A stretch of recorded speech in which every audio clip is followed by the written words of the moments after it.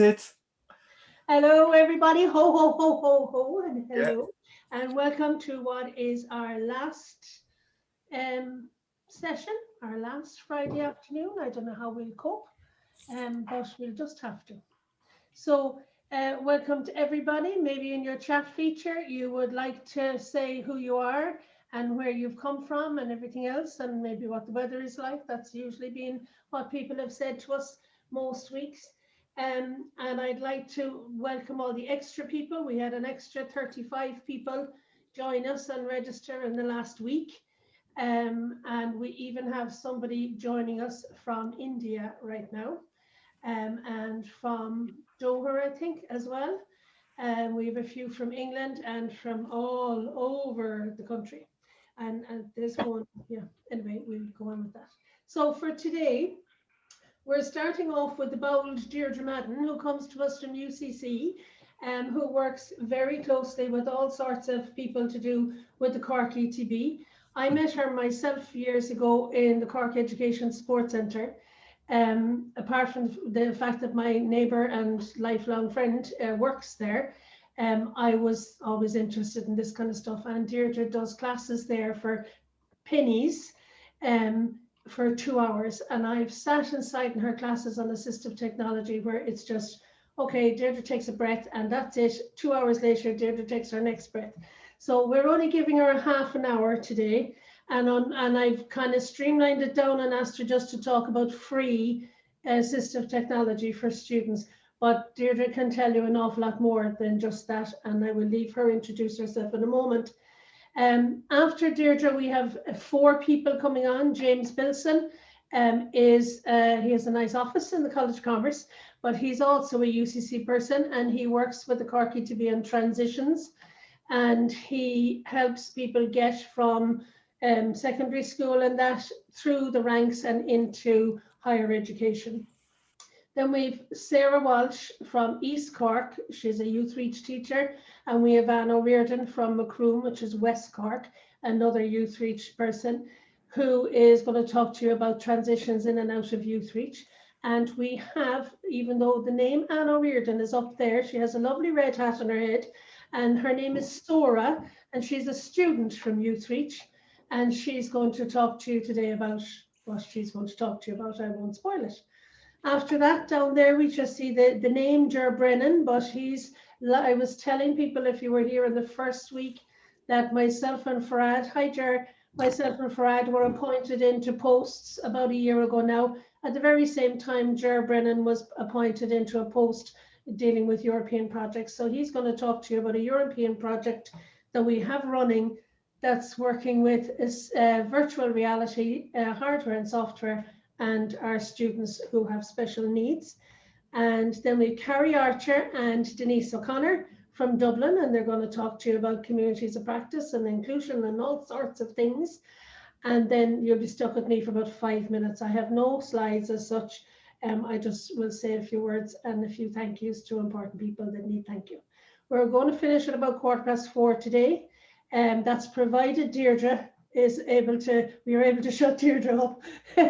So I'm going to be quiet now. It's great to see all of you, and I hope you have a good day. Deirdre is after sending me 15 emails with links and information for all of you registered today and for other weeks as well. We are sending those out, but it may be Monday or Tuesday before you have all of the 15, because we have 172 people registered when I started the webinar there a while ago. So I hope you have a good day, and I'll be quiet now. Thanks a million, Carol. I'm just going to share my screen, and you might give me a shout when, can you see my screen there, lads? Yes. Excellent, great stuff. So thanks a million, Carol, for the opportunity. And oh God, the hat is fantastic. My name is Deirdre Madden. I work with the Disability Support Service in UCC. And one of our top priorities in supporting students is supporting them to be as independent as possible.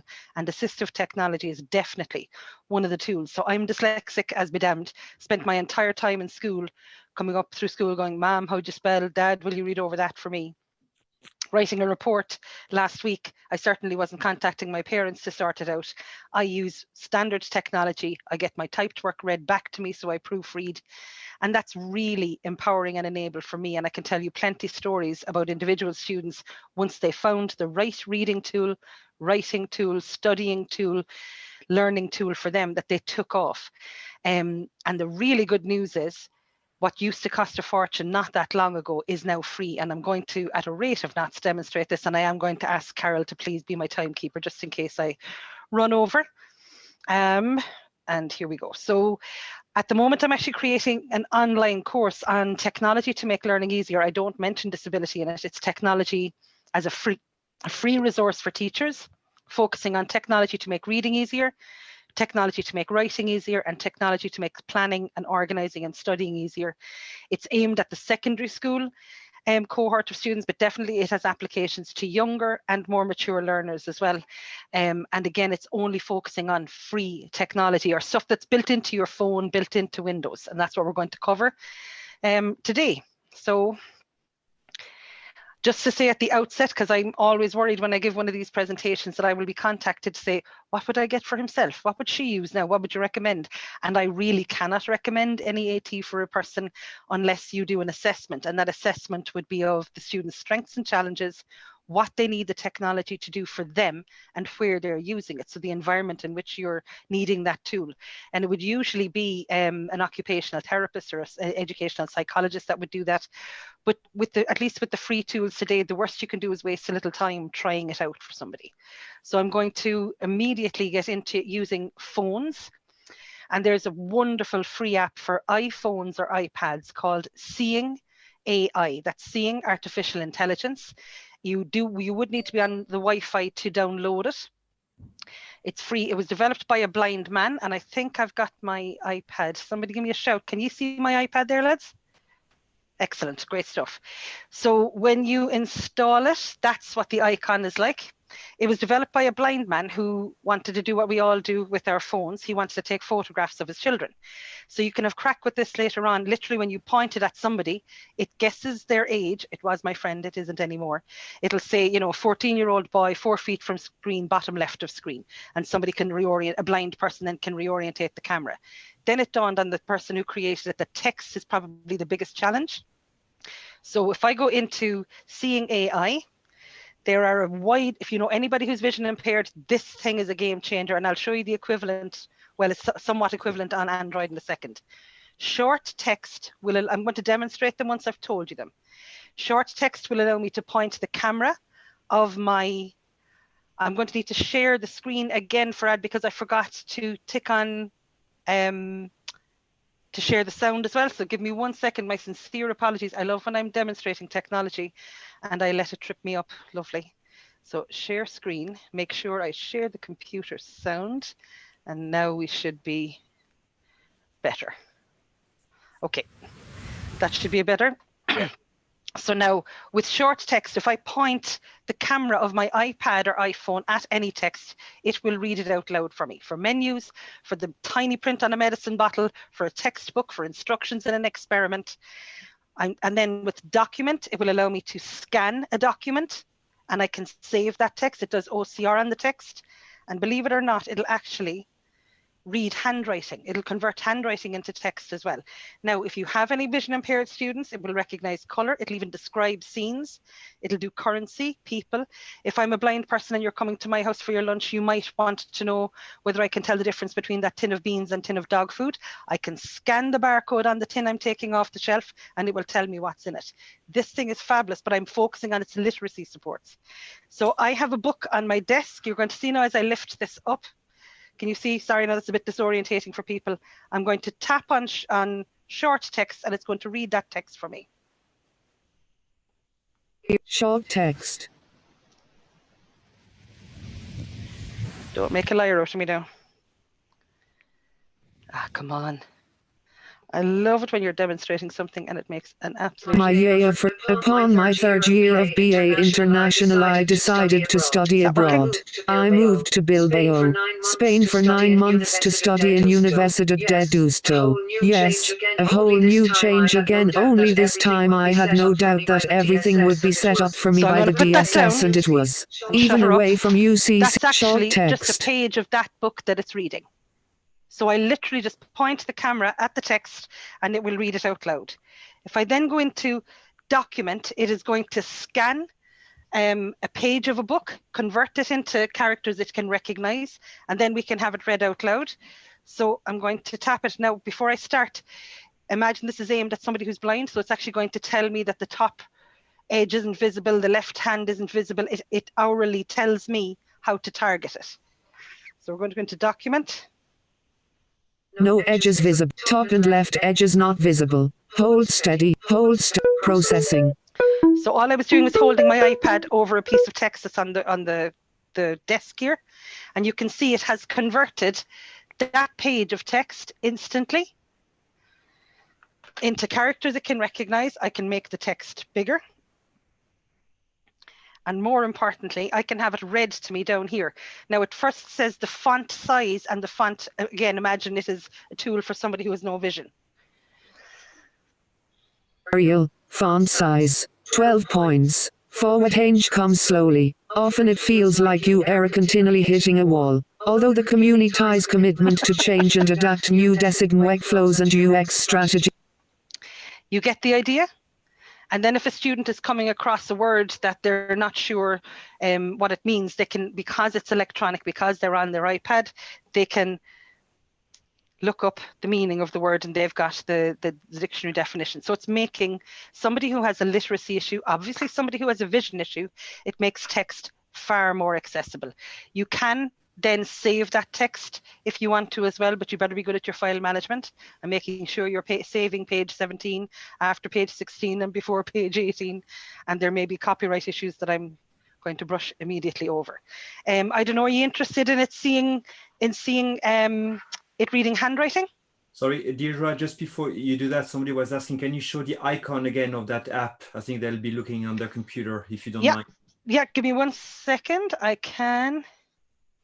It's that one there. It's this one right here. Seeing AI, seeing artificial intelligence. We cannot see it, sorry. Okay, can you not see my PowerPoint, no? No. Okay, I'm going to stop sharing and share again because that's all I can see on my screen. We'll go again and share screen, make sure I capture the audio. And is that any good? Yes, yeah. Because I'm using mirroring software for my iPad to the screen. Were you able to see the iPad? Yes, yeah. Okay. So it does exactly the same with handwriting, which kind of blows my mind. And it'll read the handwriting out loud and it will convert the handwriting. It'll do OCR, optical character recognition on it. I'm not going to take the time to go in and demonstrate that again right now because we are on I'd like to move on and show you the others. So for those with Android phones or Android tablets, you can download Claro Scan Pen. It's for Android, it's free for 2 weeks. And then if you like what it does, I'll demonstrate that in a second. You pay €10 for it. It allows you to photograph text, and then you can get that text in the photograph read out loud. And it'll do it in French, Spanish, German, Italian, Portuguese. I'll check out the languages in a second. If you're putting stuff on your phone as I'm talking now, Lookout is for Android phones. It does have to be an Android phone 6 or newer, and it has to have 2 GB of RAM on it. And that will do what the iPad app Seeing AI did on Processing. Apologies, on your Android phone. Sorry, Apologies. So will I demonstrate Clara Scan Pen and Lookout? Yeah, cool. I'm just conscious of the time issues in it. Right, so I'm going to, it's an Android phone I have, and I'm going to project that onto the screen in just 1 second.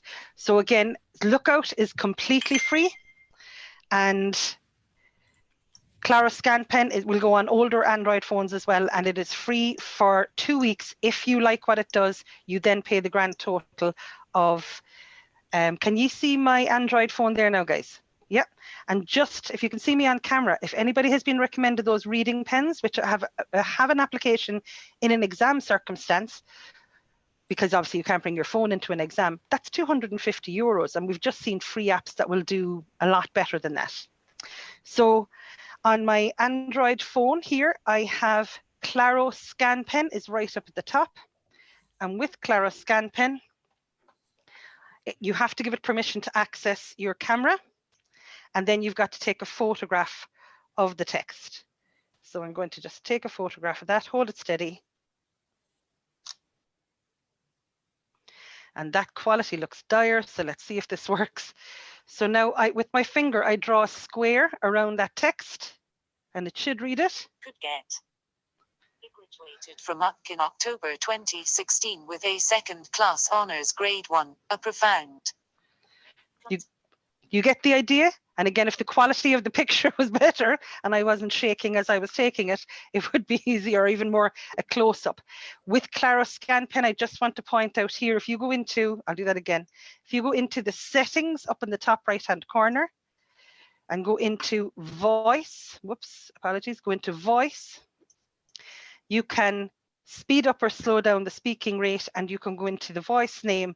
And if you photograph German text and choose the German voice, it will read it for you beautifully in German, Italian, Portuguese, Spanish, and French, which I think is really, really, really impressive. Lookout, so that's Claro Scan Pen. That'll work beautifully on your older phones and your newer Android phones.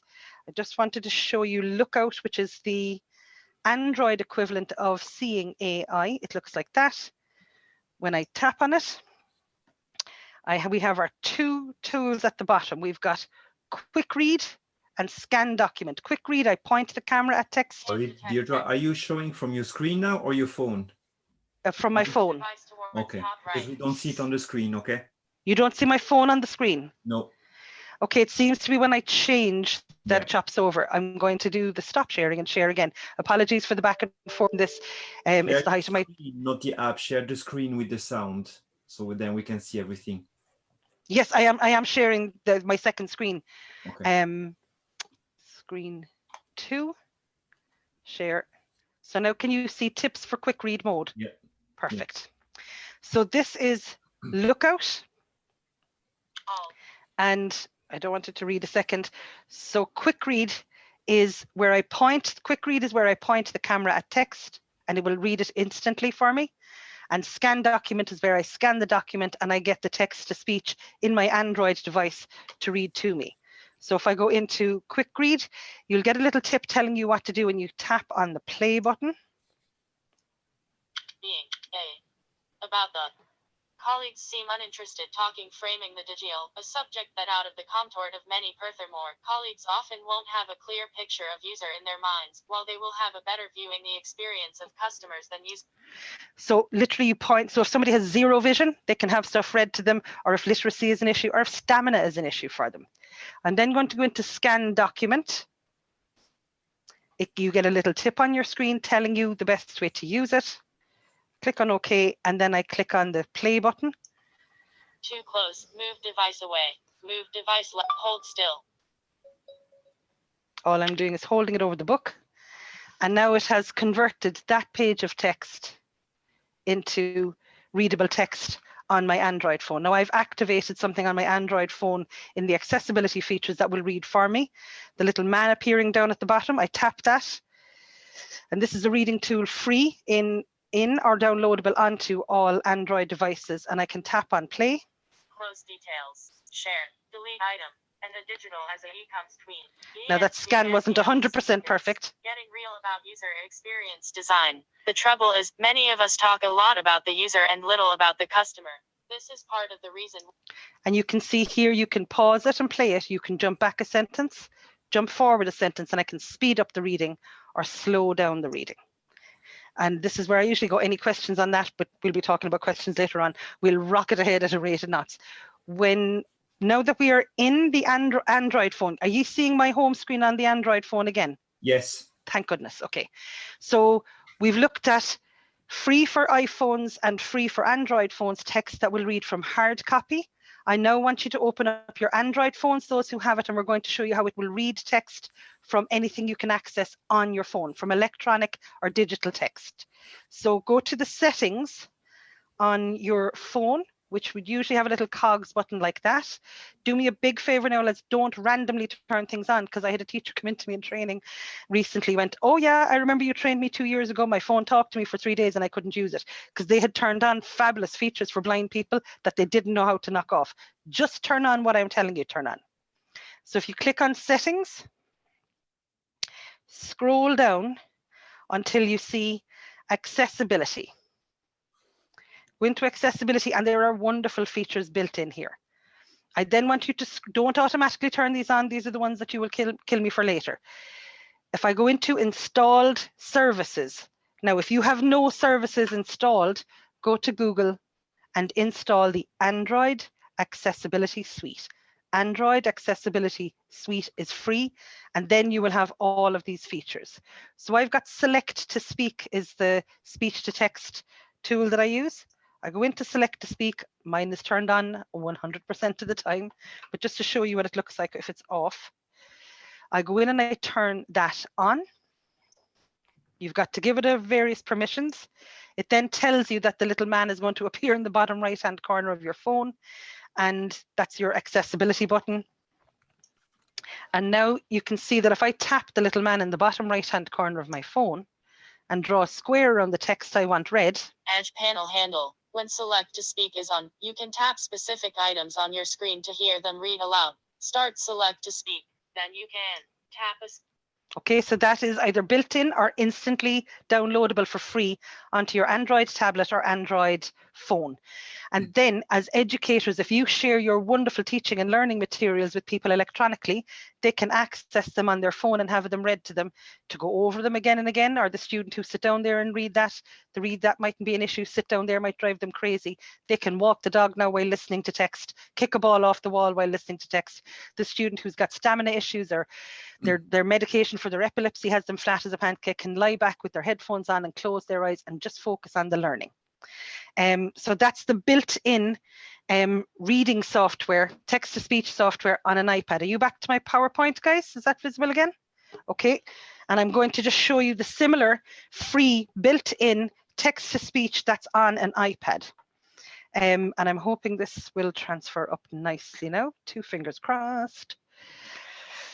Half an hour later. So have you got my iPad back again? Yes. Yes. Excellent. Hallelujah. So could I get you to go into, oh, I have to remember my password and talk at the same time now. Will wonders ever cease? Great. So could I get you on your iPhones or iPad to go into settings? And into settings, there will be a whole range of options on the left-hand side. Please go to accessibility. And in accessibilities, there are wonderful tools to make my iPad that has cost me a fortune work better for me rather than me struggling to use it. And the one I want to focus on literacy is spoken content here. If I go into spoken content, make sure that you turn on speak selection. This does what it says in the tin. When I select text, the speak button will appear and I can have it read to me in 36 different languages. Speak screen will allow me to make sure that's turned on. Swipe down with my 2 fingers from the top of the screen to have the entire contents of the screen read aloud to me. I want to also go into highlight content and make sure that is turned on. That way, the word that is being read will be highlighted as it's being read. So if I'm coming across new terms like photosynthesis or metamorphic, those terms are highlighted as I'm being read, which can be helpful with word recognition. I'm going to go back. You scroll down and you can change the voices, and that sounds unimportant, but the voice that Farad can listen to all day might be the one that drives me crazy and reject it. Play with the voices to find the one that you like. And then in pronunciations, I'm allergic to being called Deirdre. So I have made sure that my iPad only ever calls me Deirdre. And to the Siobhans and the Killians and the Donicas and the Tighes, you go in once, you spell it phonetically for it once, and then that device will say your name properly after that. But the important one really is the speaking rate. So I can have it speaking very quickly. Very slowly. Speak selection, read selected content. Speak selection, read selected content. I can leave that turned on. It will not interfere with how I use my iPad or my device. And then if I access some wonderful learning material online, because you will be sharing all your stuff, all your wonderful notes online with them, I can highlight a word. And because I've turned on speak selection, I can tap on speak and it will read it to me.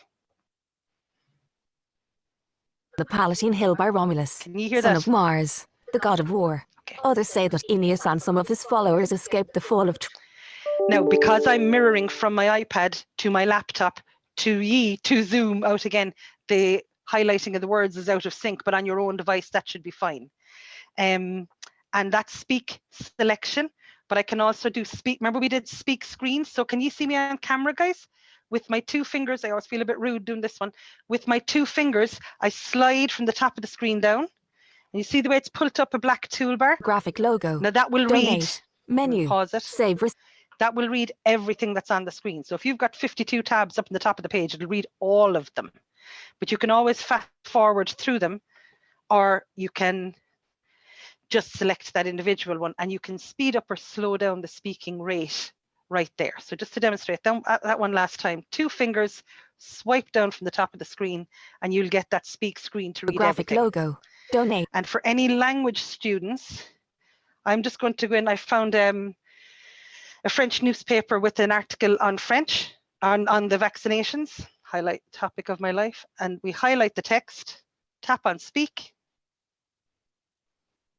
Vaccination contre la grippe saisonnière, mardi 13 octobre, a lieu cette année dans un contexte tendu de crise. So you saw that it recognized that it was French and it changed it to reading it in French. Super for language students, super for students who don't have English as a second language as well. So those, we've looked at options around, can you just see just my PowerPoint now? Yes. Excellent. So we've looked at speak selection. You turn on speak selection, highlight the text, tap on speak, and it will read in 36 different languages. With speak screen, you go into settings, accessibility, speech or spoken content, turn it on, swipe with your two fingers down from the top of the screen, and it will read the entire contents of the page. And for your Android phone, settings, accessibility, go to services. If none are installed, you install the free Android accessibility suite. In older phones, that will appear. In the more recent phones, this little man will appear in the bottom right-hand corner. And when you tap on him, you will have a reading tool built into your phone. Brilliant. Live transcribe. So those of you who have Android phones, if you want to, am I running out of time? We have about 5 minutes to go. Great stuff. I'm not going to demonstrate then, I'll simply tell you.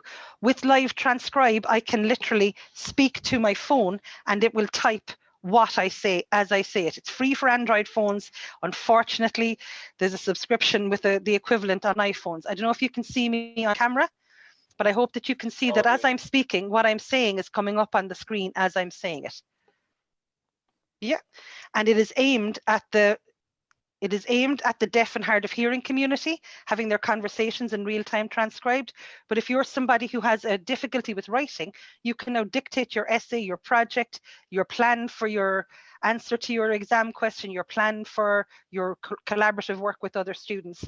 And you can copy and paste that into Google Docs or into Microsoft Word, Office 365, or just into an email. I want to very quickly demonstrate Immersive Reader.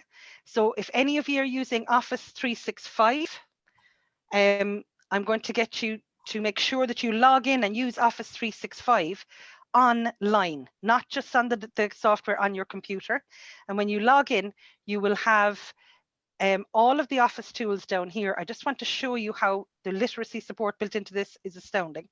So I just copied Frank O'Connor's first confession into a Word document. I'm now biding my time while this populates. You click on View, you click on Immersive Reader. And the first thing it does is it gets, can you see that on my screen, guys? Yeah, first confession. Yeah. It will get rid of a lot of the extraneous information. So if you've got students with sensory processing difficulties, it gets rid of a lot of the kind of the excess guff. And First Confession by Frank O'Connor. All the trouble began when my grandfather died and my So you can have anything read aloud to you. You can speed up or slow down the reading here, and you can change the voice. You can change the size of the text.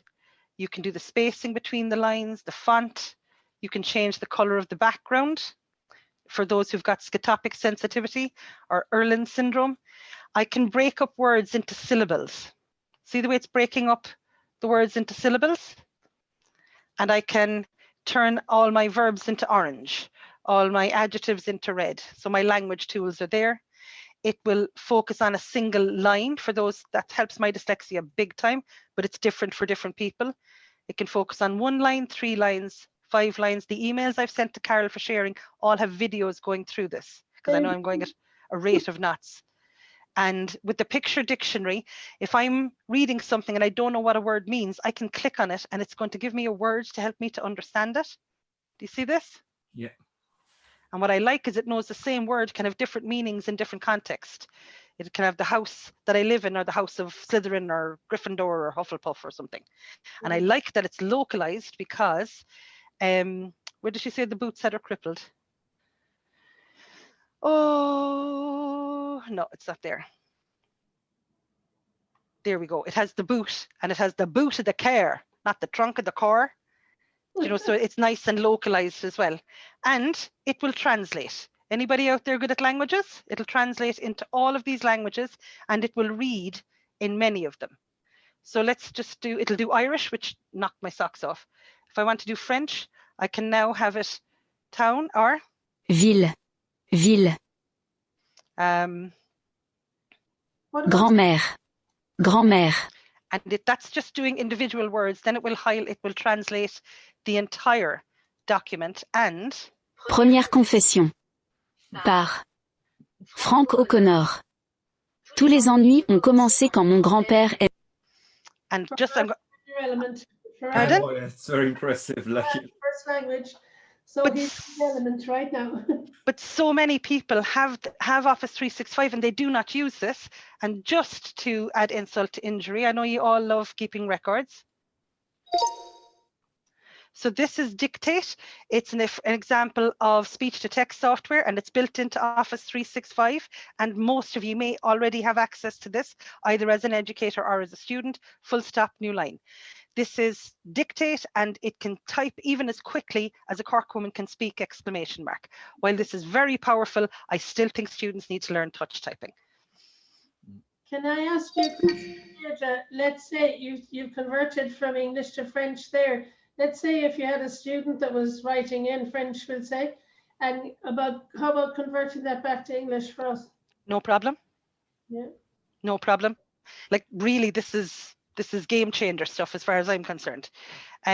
Just check now that I'm on the right. I'm gone over time. Will I call a halt there? Will I call a halt there, Carol? What do you think, Fred? Will we cut her off? No, maybe just another minute or two, because it's very interesting. Very interesting. Well, built into Google Docs, you have the same free speech to text. Will I demonstrate it quickly? No, we'll leave it in the videos. So built into Google Docs, if you open Google Docs on a Windows device, at least definitely through Chrome, come on computer, I click on Tools, I click on Voice Typing, and with the nice mic, it's great, but I've actually used it, and this is not going well, so I'm going to come back out of that. And similarly, on your iPhone or iPad, if you tap on the speech, the little microphone beside the space button, you have built-in speech to text as well. So for those students who, we've all met them, they'd verbally knock your socks off and they hand up written work, and it simply does not reflect how bright that person is and how hard they have worked. To adopt Deirdre as well on the app on Google Phone or the Microsoft One, when if you're on a holiday and you read a menu and you don't know what it is, you can take a picture and it will translate it for you as well, you know. So for those who don't have Office 365, double check that you don't have it, because so many educational institutions have gone with it. You can install Natural Reader onto your onto your Windows device or your Apple Mac, and you will highlight text and it will read it and put it in here for you. So you've got speech to text that you can download and install. And I'm trying to move on to the next slide. There we go. So assistive technology is anything which allows that student to get on better, but hugely importantly, that student, please let presentation mode work for me. that student, it's essential that they have basic IT skills and that they have access to their teaching and learning materials, which you're in charge of, that they can get them on their phone and have them read aloud. By basic IT skills, I just mean, can they use the mouse of the touch screen? Can they touch type? Vitally important. If they're typing their work, they need to learn file management, saving their work, naming them appropriately, knowing where in the name of goodness they're saved so they can find them again, using either Google Drive or OneDrive or Dropbox, even being familiar with email or navigating the net. And we need to stop thinking that people are born after a certain date have all those skills when they're not on a curriculum, and assuming it is stopping them. I nag about touch typing a lot. Let me just show you a really good free website is typing.com, and then we can share all of our teaching resources in a whole range of platforms. Apologies, put that down. I do have a free reader for Irish. I won't take the time to demonstrate it today, but just to say it's a free screen reader that you download, that the English is the voice that's built in, and then you can download either a Guidor, a Connemara or a Dingle Peninsula voice, and it will read Irish text aloud to you for free. And there are other free resources.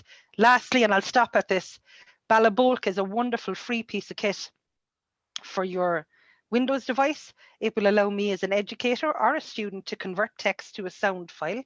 If I save that sound file into my OneDrive or Google Drive, I can then listen to it on my phone to learn anywhere.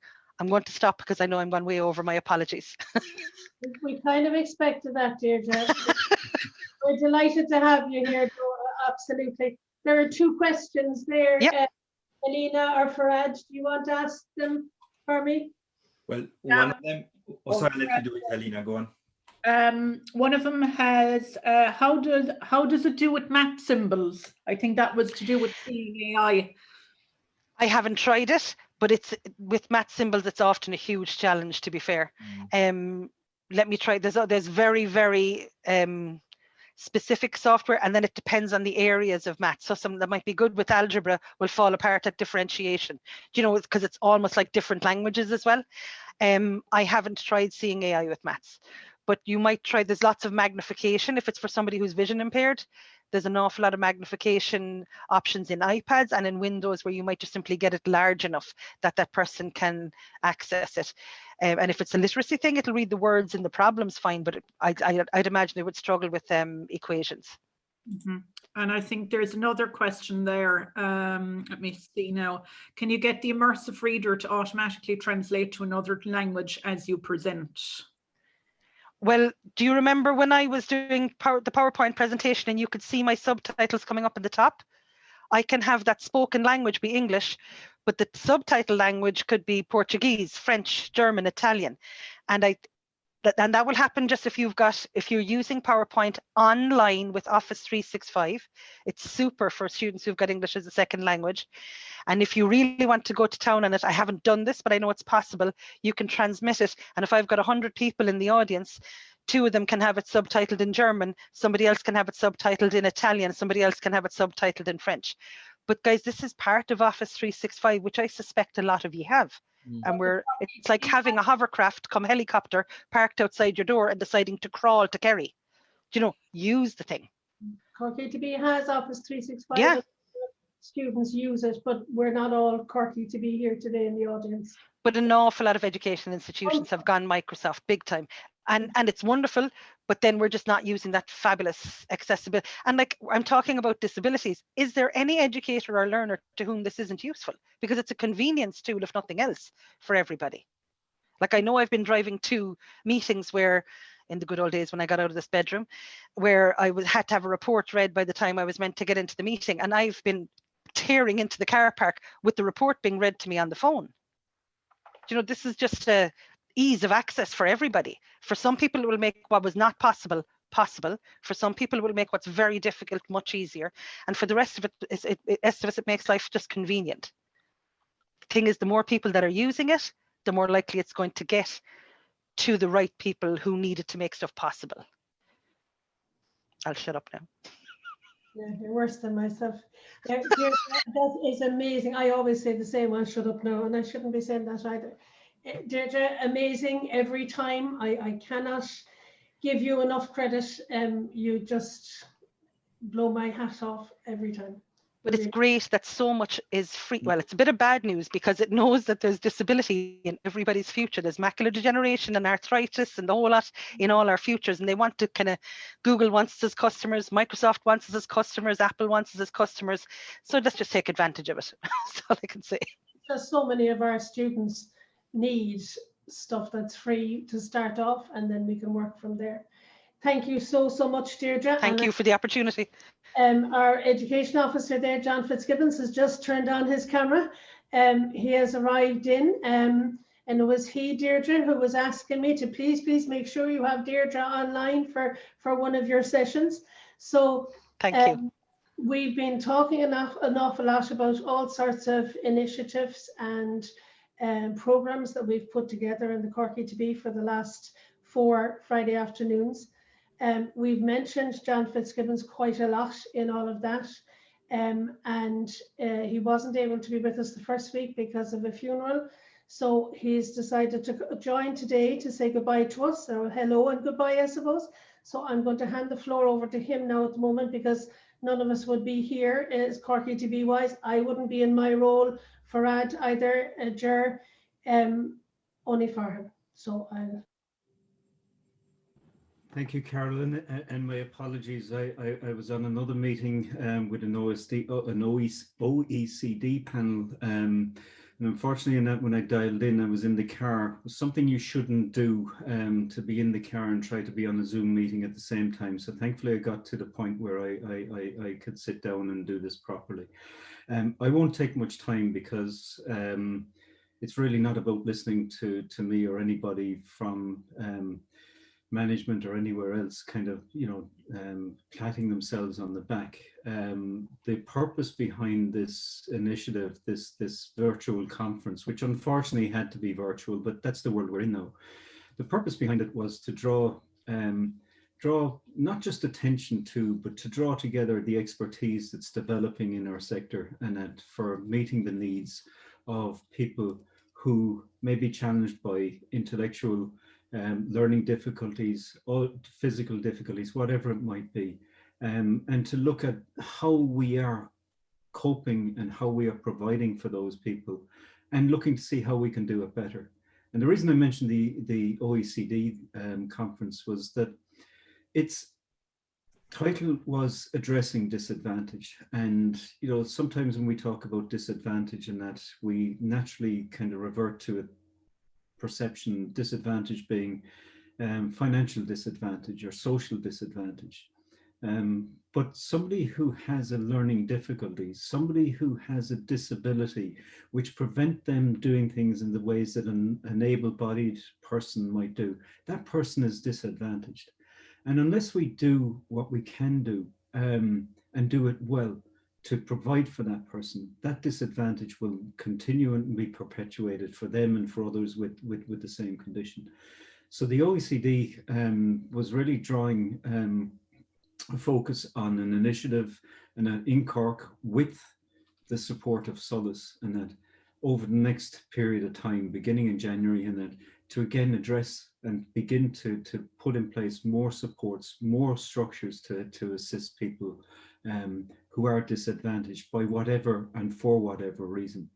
I think what we have started to do, and I'm saying started, in that there's been a lot of work done in Cork ETB over many years, and that to support students, support learners. But what we're trying to do, and I think we're trying to do it not just in Cork ETB as a sector, is to broaden that out and enhance that to the point where no learner is left behind. We hear that phrase in that so many times, no learner left behind. And yet an awful lot of people, they're not actually just left behind, they don't have the opportunity to engage.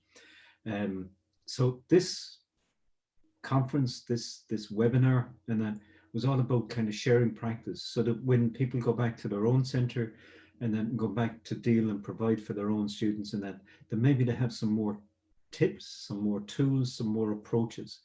And I suppose importantly, they have a network of people that they can tap into, that they can draw from, and that, because the experience in one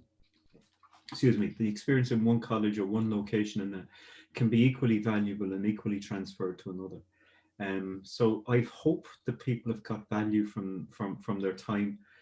Friday afternoon, when I saw it on a Friday afternoon, I said, oh, sweet God, right? Who ever puts anything on a Friday afternoon? And that, however, and that looking at the numbers that have registered, looking at the number of people that have participated in that, if it's worth people giving time, they'll give time on a Friday afternoon. We might try Sundays next time, and that just in case, that might be a better day in that. But no, I'm jesting, and that we won't try Sundays, not for a while anyway. But I hope people have got value out of it. I hope that this is not just a one-off. I think it's hopefully going to be the start of a series of these over time, and maybe other ETBs and other organizations will host them and take them on. I suppose the just summing up, drawing to a close and hanging back to the real kind of people and the real involvement. This is a collaborative effort, I suppose. It depends very much on people with commitment and with passion for this as much as anything else. We're fortunate in the ETB here that we have people across all our centres, all our colleges, and that have that passion and that commitment. And I'd like to thank them for the foundations that they've laid over the years up to now. I'd also like to thank people who have had specific roles in this, but the specific role isn't the only person that has contributed to this over the years. And in particular, I'd like to thank Carol for, since she's taken on the role of Active Inclusion Officer with Cork ETB, for really pushing this agenda and really challenging both me and others in that to make sure that we keep it at the top of our list of priorities, and sometimes that can be a challenge. I'd also like to just briefly thank the members of what were our initial Active Inclusion pilot network, and that who laid the foundations for a lot of our approach going forward, and to Helena Farrell and Farad for assisting and helping in setting up this conference. I'll leave you with one thing, coming from that OECD event this morning, but just going into it actually. I was looking at my notes and I was looking at where I was asked to comment from an ETB perspective, and where disadvantage, and as I say, I see disadvantage and inclusion as being two very linked elements in that, and almost, you know, inseparable in that. Solus are making a real commitment, I think, to inclusion and into the whole area of addressing disadvantage. They're making it very clear in their planning for 2021, and that you know, there are specific things to be included and additional things that will be provided for within the funding coming down. And just in the last week, and that they announced the second round of funding for the Mitigating Disadvantage Scheme, and they announced 8 million funding nationally, and Cork, and that through our applications and that with our partner bodies, and that we've drawn down almost 1 million in that. And then so out of 8 million, 1 million is coming to Cork. And then for those of you outside Cork, and that, I'm sorry, you know, but it is the great capital of the world. It's a significant amount of money, but money won't solve everything. And it's really only a beginning and a drop in the ocean if we're going to really address everything. But I think it is an indication of Solus's commitment, and hopefully that commitment can be followed through in the years to come, irrespective of what financial challenges might be there. So look, I sign off and say thank you to everybody, and thank you for your time, but most importantly, and thank you for your commitment to this area. It's one that is so important for our learners, and I think it's one where we're in a good place because of that commitment. So I'm going to hand back to you, Carol. Thank you. Thank you so much, Dana. I appreciate your words. And as you said, we may have 63 people, including the panelists on today, but we have 172 registered. So, and the way we've set it up, people know that if they can't make it on a particular day, they still get the material and all of that. We've actually had an increase of 30 people registered this week because of the messages, we'll say, that were sent out. There was one other person I'd like to thank in this, rather than seeing as you've done the thank yous now, and that's Adrian Deasy, and John will know who I mean, and some of the others. when I was setting up this webinar, there were many evenings, 9, 10 and 11 o'clock at night when Adrian was on the phone sorting out bits and pieces. So thank you to him. So thank you very much, John. Now it's up to, we have 4 people in our next session. So James Bilson is going to go first, then our 2 ladies from Youth Reach, and then we have Sora, our student from Youth Reach. So they're going to talk to you about transitions in and out of FET centres.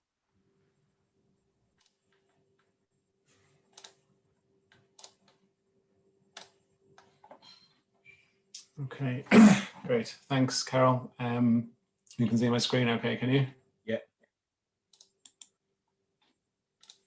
Perfect. Okay, off we go. So thanks, yeah, Carol, thanks a million for the invitation. And as she gave me my introduction, there, my name is James Bilson. I am the coordinator of a program called Access Plus, which is a relatively new program, an extension of UCC Plus, which is part of the Access and Participation unit in UCC. And the broad goal there is to increase the presence of underrepresented groups and communities in higher education. And I suppose Access Plus, as a new project, came about through the recognition that there were significant numbers of students from the second level schools that were being worked with, so the DESH schools in the city and county, who were heading, rather than directly into higher ed, they were going into further ed. And Access Plus operates within the further ed sector, but really it's spanning all the way from second level senior cycle all the way through further ed and into higher ed. There are 13 schools that are linked to UCC Plus in Cork City, all DESH schools. I work with those. I also work with the Cork Life Centre in the city and any traveller students who are coming into further ed. And all students under 23 who have attended a linked school at any point will be invited to engage with Access Plus. And I talk about further ed, I'm talking about the 3 largest colleges in the city, so that's CSN, St John's and the College of Commerce. So the students themselves, there's a mix of students, like some of them will know for sure they want to go to FE, others will be thinking they're heading to HE, but many of them are unsure. And I suppose at this particular stage, there's a huge degree of uncertainty, so none of them can be totally sure of where they're going. And I suppose the message from Access Plus is that we're there for providing support, and that progression onwards into higher education is not a requirement to avail of the services and the supports that we can provide. It's not a recruitment vehicle for UCC. It's about building towards increased participation of those students and seeing where that might take them onto. I suppose we're also talking about a cohort of students who have significant barriers to overcome, and Carol covered that herself in the second week when she talked about the challenges that students coming into FET really face. And these are more than heightened when you're talking and zoning in on students from areas of social disadvantage and the DESH schools, and looking at the ACEs and all of those challenges, social challenges that they'll be facing. Okay. So we're talking about the transition and the barriers that they might be facing. I suppose I've categorized those into financial, social, cultural, and academic. And those students don't have the same kind of financial backing, the same access to grinds or extra supports that they might have. And some of them might be looking at working and haven't got the same kind of supports that they might have at home that other students might have. And when you look at the expectations of themselves, their parents and the schools, that they may be the first in their family who's looking at prioritizing education over going to the workplace. And the belief in themselves is often lacking. And there's a statement that kind of resonates that, and it says you could walk to UCC and it would take 15 minutes. But it might as well be a million miles. It's never on my radar. And that actually, there's a statement from a colleague, James Leonard. He's in the Cork ETB, and he said that on the Tommy Tiernan show when he was on that earlier in the year. And it kind of really resonates with a lot of the cohort that we're talking about. And I suppose recently I was in a Cork City school, and the question was asked about UCC and further ed and higher ed, and there was generally quite low level of interest in engaging with discussion about progression. But then when the question was flipped and it was kind of a dream big exercise, and there was an offer of ticket or a place on a degree course of your choice, the majority of the class, without thinking, was saying, yeah, we'll take that. The answer was yes, we take that, you know. So like I see programs like this are not there as such to raise aspirations, because these students already have versions of their own future self that includes going on and doing a degree. But what we're really talking about is the removal of the obstacles that in the first instance prevent them from engaging and thinking about moving on.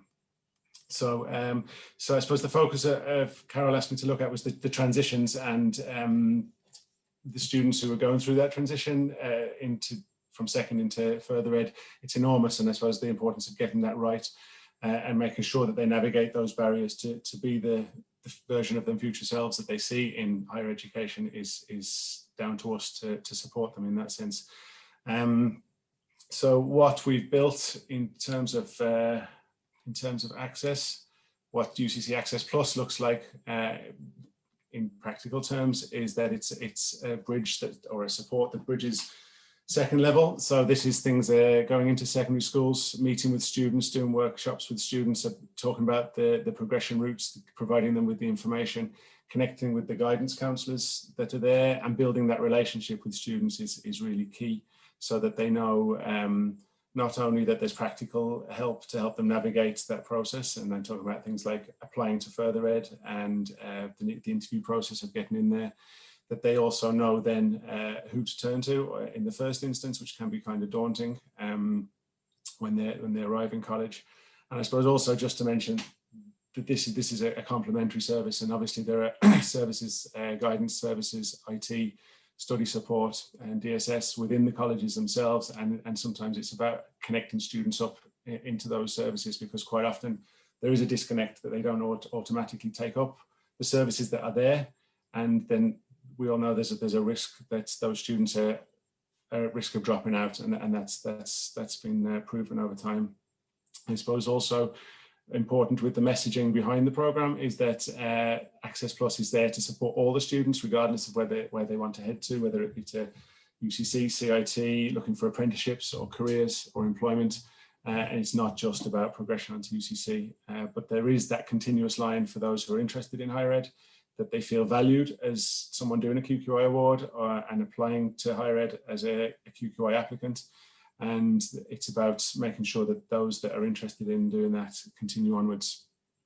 In a practical level, we organise things like induction events, talks, social events. This year, that's been more in terms of Moodle and Teams and Zoom, rather than the coffee mornings and the get-togethers that we were able to do last year. And it's about, I suppose, the nuts and bolts of it, and the real key thing to it is that regular contact with students on a one-to-one basis, giving them the safe space to engage, to ask questions, to to look for their help, or to explore what help they might need. And often students are reluctant sometimes to ask for the help. There is academic support. We're able to provide tutorial support and small groups and study skills sessions through a link with the UCC Skills Centre, and great that we've been able to facilitate that with graduates from UCC who've themselves gone through further education, so they have that knowledge of what the students are experiencing.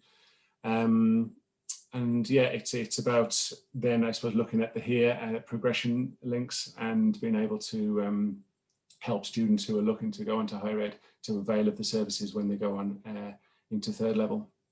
So last year we were able to celebrate success stories of students that we worked with, and I suppose we're continuously evaluating, and we've got access to research and evaluation resources, which means that we can have a look at how things are going, and making sure that we listen to the students' needs and respond to those students' needs, and can answer that with initiatives. So we're already, like I said, quite a new program, but we're constantly looking at things like connecting with graduates from further ed who are now in higher ed, and delivering graduate talks. We're looking at a peer mentoring program.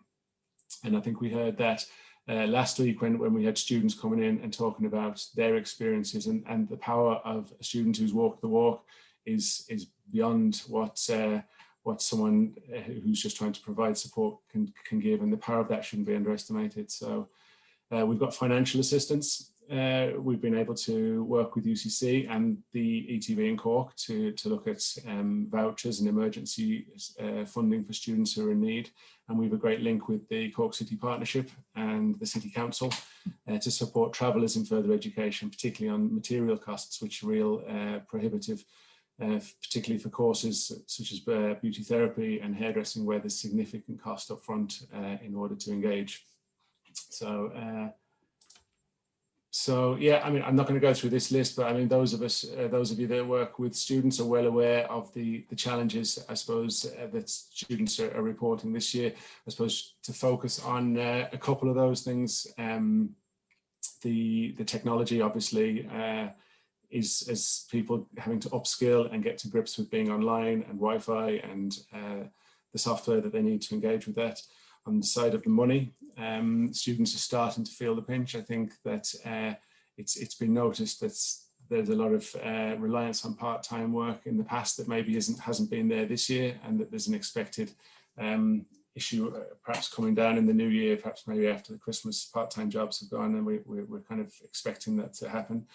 And then that general feeling, the other big issue that's been reported is the detachment, not just from the college experience, but from their teachers and from their peers as well.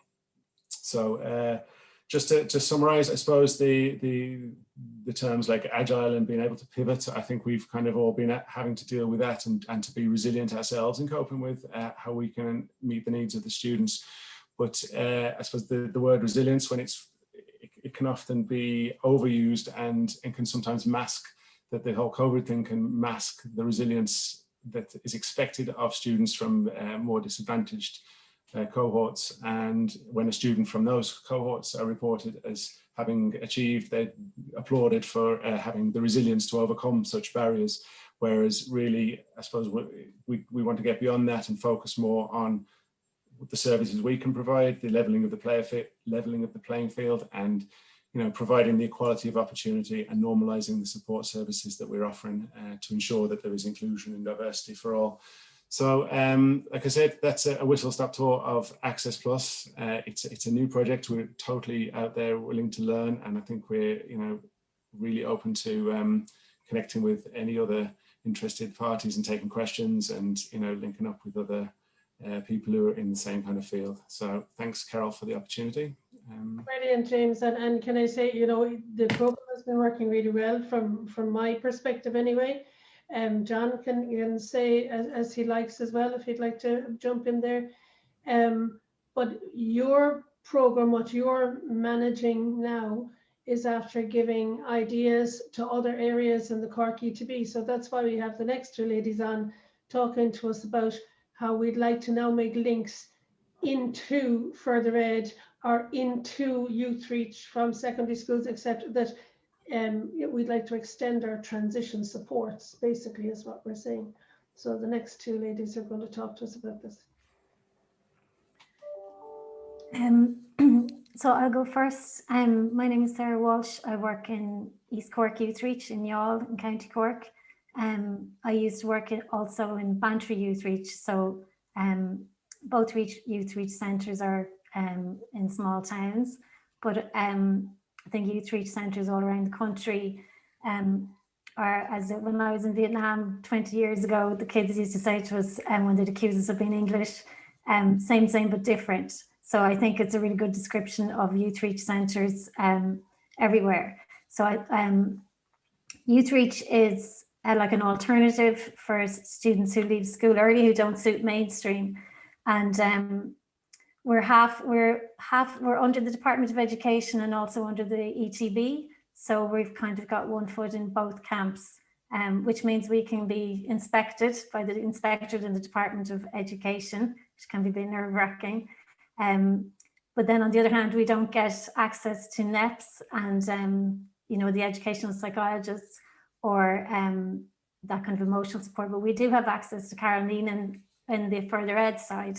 And we have Deirdre Madden with her free courses that I've done. It's been fantastic. So we actually have the best of both worlds. But we give, in our youth reach centre, the two that I've worked in, we've offered level 3, QQI level 3 certification and QQI level 4 certification. And the students, there's kind of a myth around youth reach. I think there's a negative perception about it, and it's something that's been so positive for me and for all the students I've worked with. So I just wanted to talk about it in terms, I have a friend who was studying for a PhD, and I was doing a lot of proofreading for her, and but she was studying sociology, and there was an anthropologist theorist that she was using a lot, and I just thought the theory really fitted in with youth reach. So I'll just ask Farad to share the first slide for me. This was developed by Van Gennep. So he was studying like about 100 years ago, I think, but he was studying tribal communities and these rites of passage. So there's 3 phases, and the first phase is the separation stage, where the individuals are removed from their community or status. And so I liken this to when the students leave mainstream school and they're separated from that norm. And the next stage is the kind of critical stage, is the liminal stage, where they've passed out of the old status, but they're not in the new one yet. They're betwixt and between 2 worlds. And it's kind of a magical time on us. It's transformative. And during that stage, and in the rituals of these ancient communities, there would always be these masters of ceremonies who would guide them through the stages. So in our context, that's us, the teachers and the coordinators and the resource staff.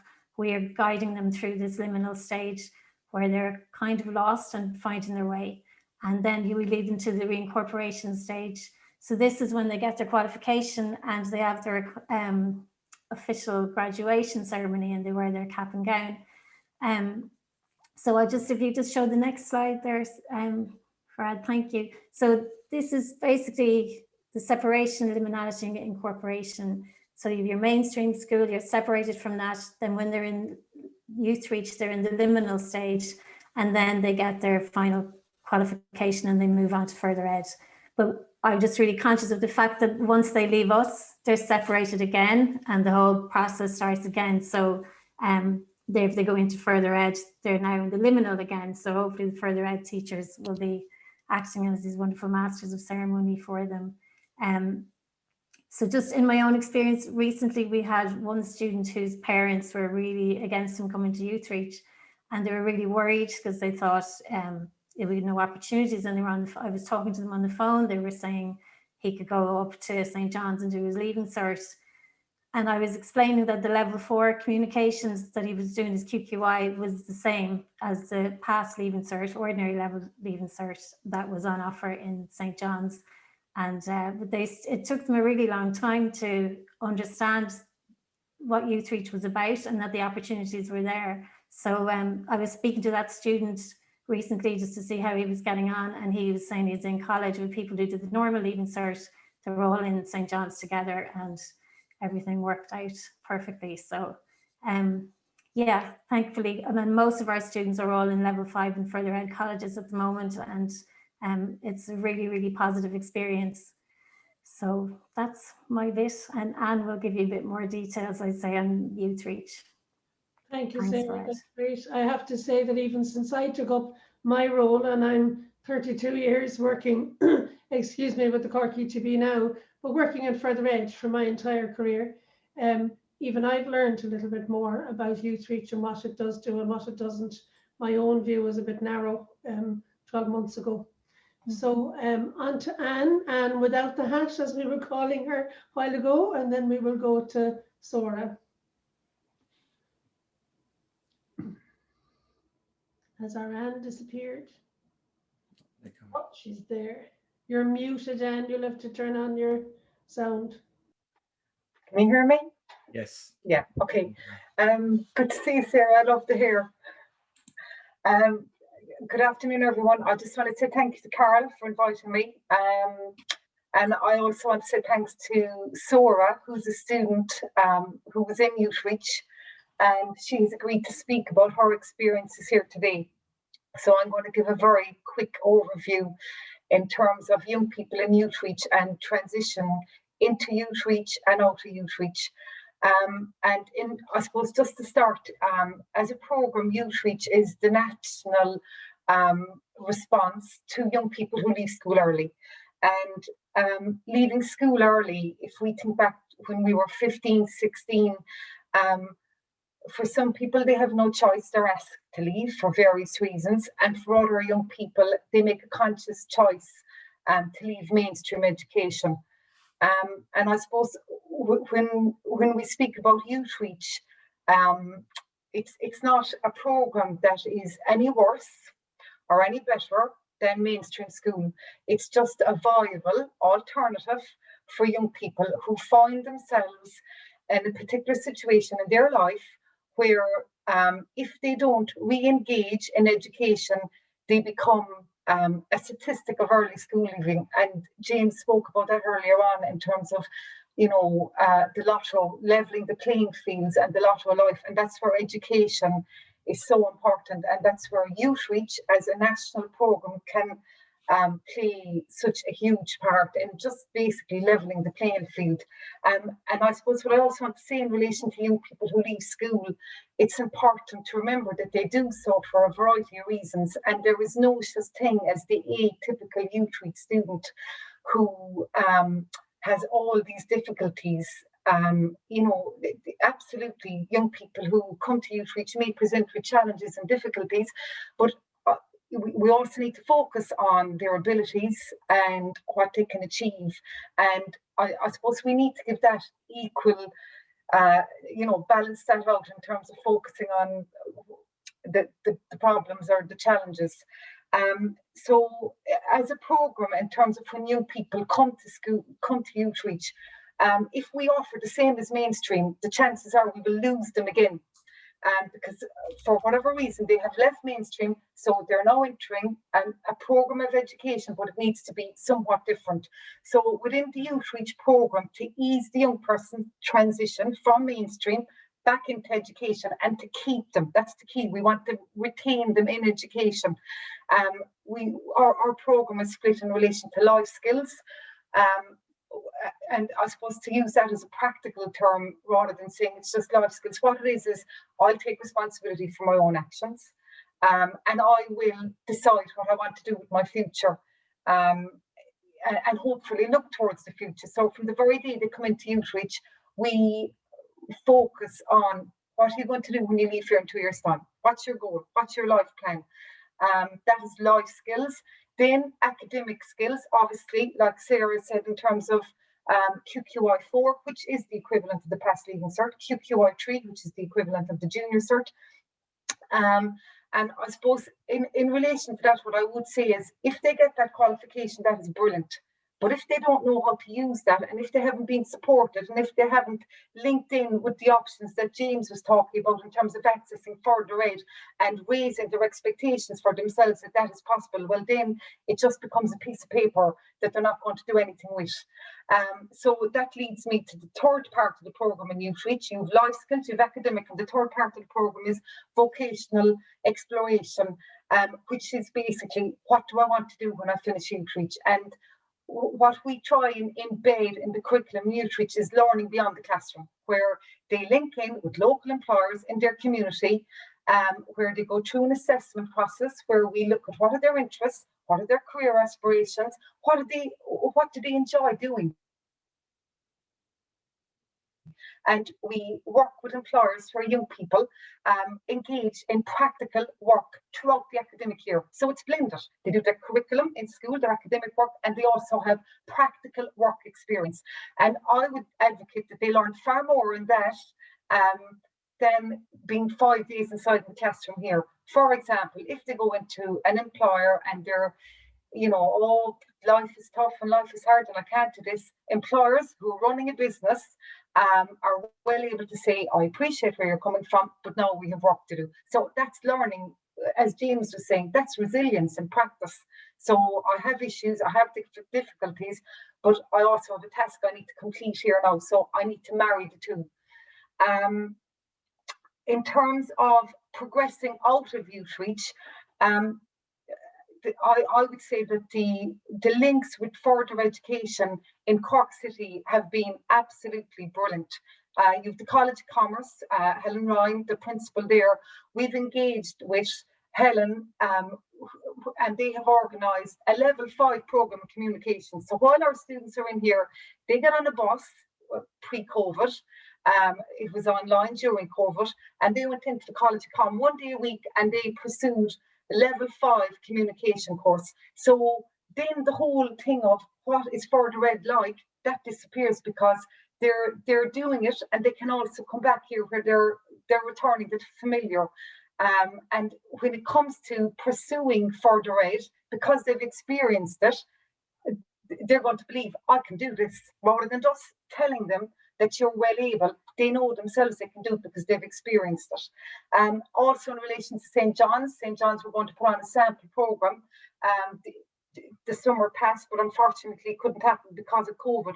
But the point I'm trying to make is that we have established great links with further ed, and that helps our young people, because as teachers or coordinators, we could stay talking to young people all day saying, you can do it, you're well able, but they have to do it for themselves, and that's how you learn. And by taking small steps like that, they realise I'm as capable as anybody in mainstream in terms of pursuing further ed and going on and getting a level 5, level 6, and eventually going on to UCC. And students in Youth Reach Macroom have done that.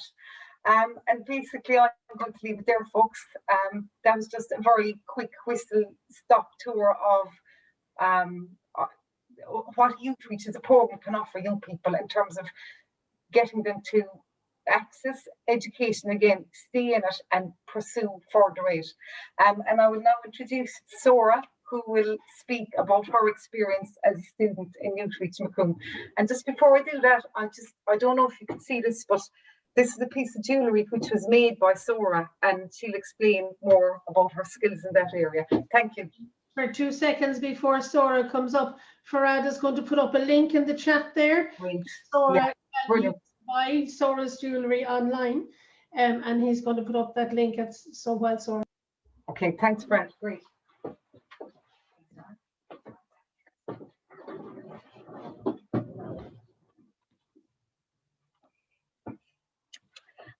Hi everyone, thanks for having me. So I'm just going to talk about my experience of Youth Reach and how I found the transition from school to Youth Reach and from Youth Reach onto college.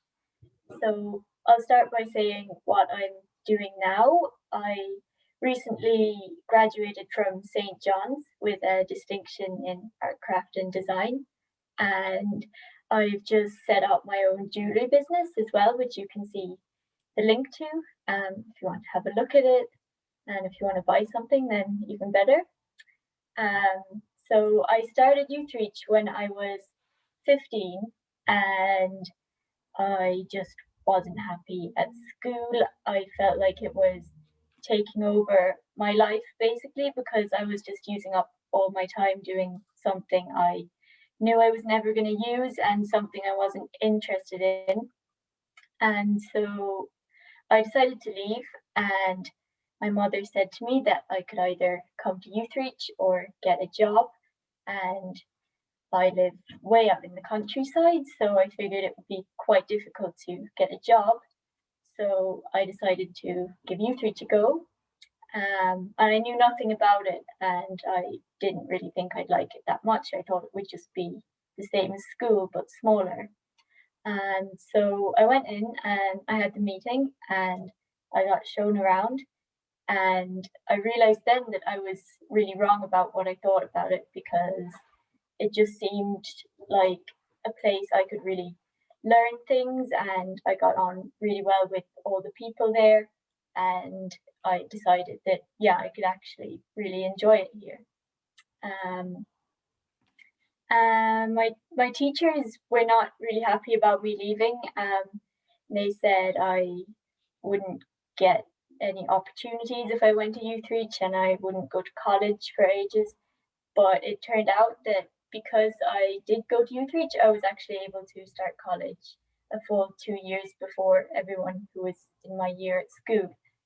And work experience at Youth Reach definitely helped me choose my course that I wanted to do, because before I came here, I had no idea really what my next step would be. So I worked in a few different places for work experience. At the beginning, I was interested in maybe doing catering. I tried working in a restaurant kitchen for a few days, but then I found out that I really didn't like it, and that was really great for me to realize, because if I had started a course in that and realized that I hated it, then that would just be a waste of a lot of things. So then I did another work experience, and I did it with an artist, and it just felt so right, and I really enjoyed it. And so I decided that art was what I really wanted to do. And so I did art, craft and design at St. John's. That's where I discovered jewellery, and that was my favourite subject by a long way. And I got quite good at it, and I decided that's what I wanted to do. So I did that, and it just wouldn't have been possible without Youth Reach. All the staff there were such a great help, and even now Anne is helping me so much promote my business and get loads of sales.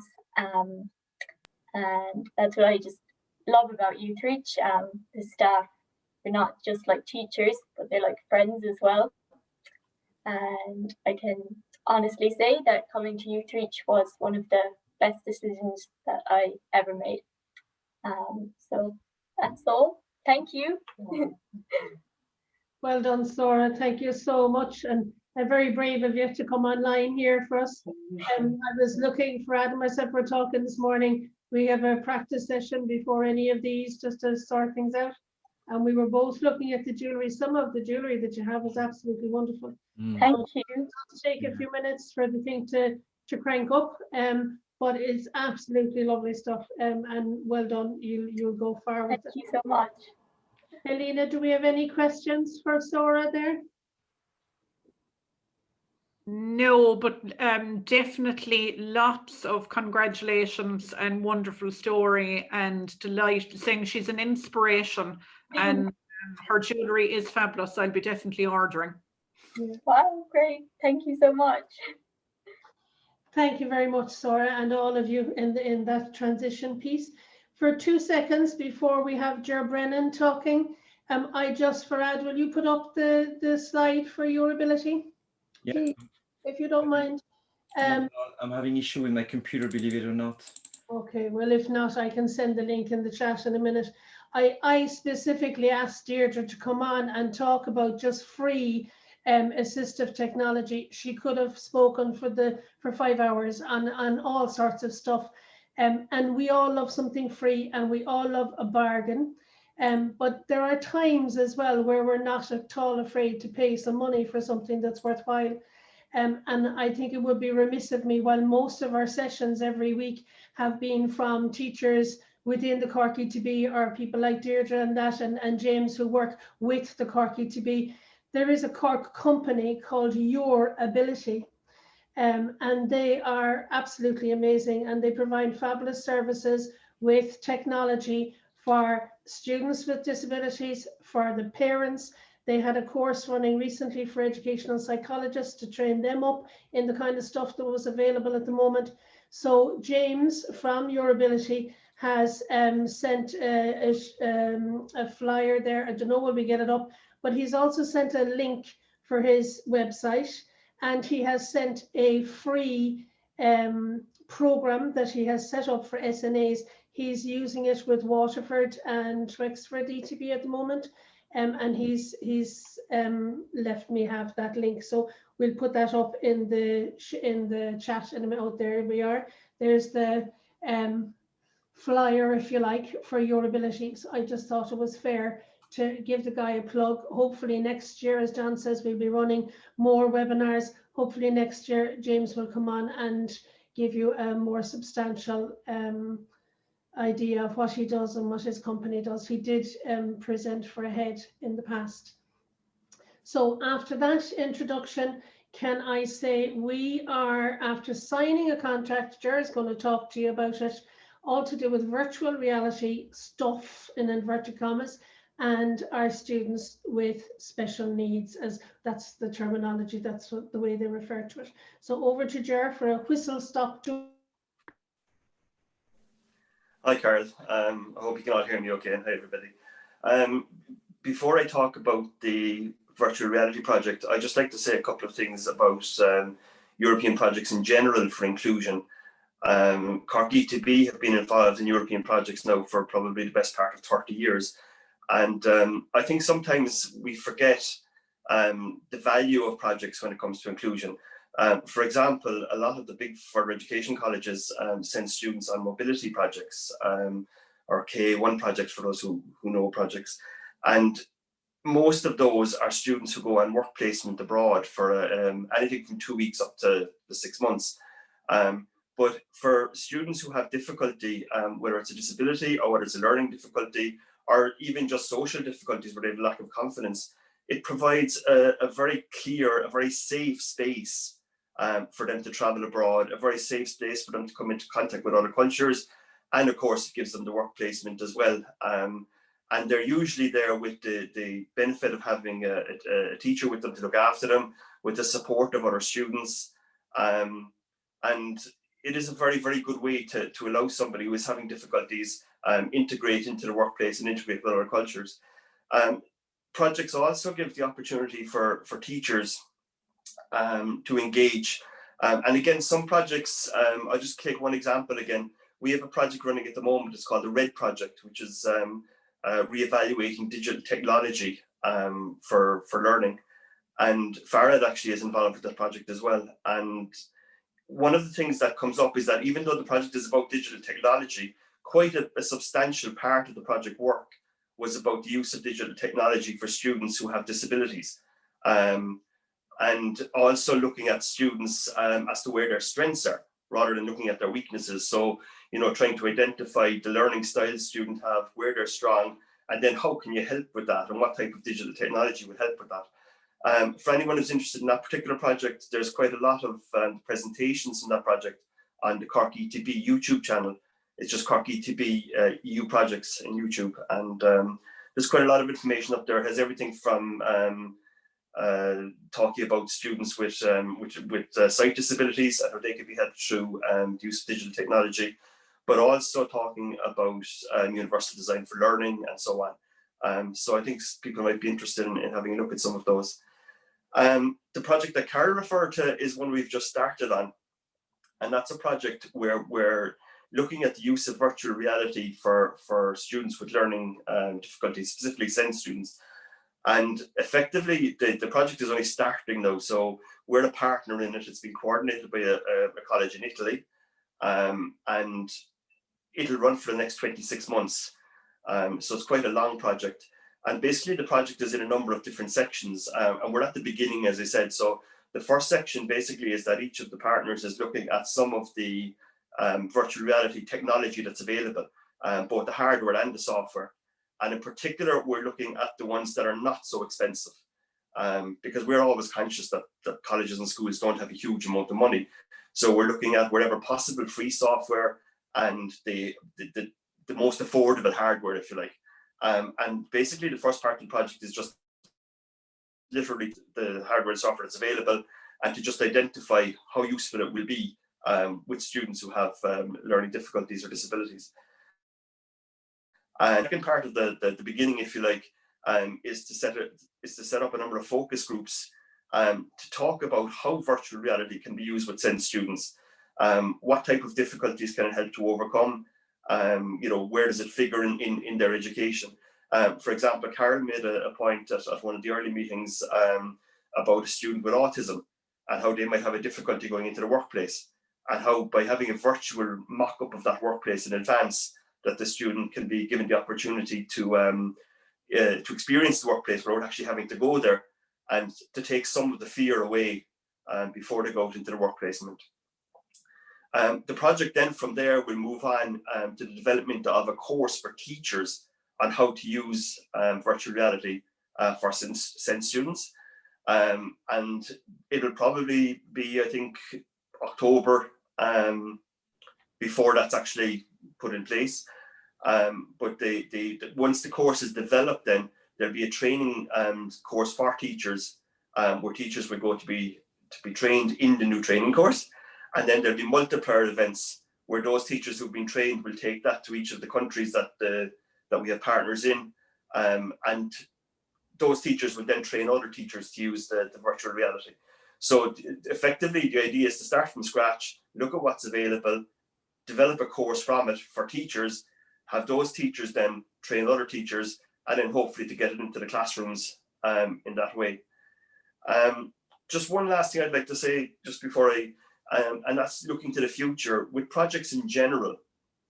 Some of you will know that the current Erasmus Plus program is coming to an end at the end of this month, and the new program is due to start the 1st of January. And I just think it's interesting to note that the new program, which will run out in 2027, there are 4 main pillars on which all projects are built and have to be built. The first of those is networking of European institutions or education institutions. The second one is to do with sustainability and the environment. The third one is digital technology and education. But very importantly, the last one is inclusion. So for all projects going forward from now until 2027, inclusion is one of the 4 key principles on which the project must be built. So, for people who are involved in working with students and working on the whole area of inclusion, I think European Projects currently is very relevant. It's something that can be used to provide funding, to provide supports for both teachers and the students themselves. And it is literally key to projects for the next number of years. So I think so I take any questions if anyone has questions. That's amazing, Ger. Thanks, Emil. I don't see any questions on the questions and answer, but does anyone have anything? Do you want to put anything into the chat, or maybe any of our panelists here have something they'd like to say? No. We haven't had many questions from people, in fairness, Ger. So, generally speaking, we're always running over time. And so it's kind of do the presentation and run. So thank you for that. I'm just seriously looking forward to it, I must say. Thanks, Karen. Thanks. So now we have Carrie Archer and we have her buddy, Denise O'Connor, our colleague, Denise O'Connor, going to talk to us.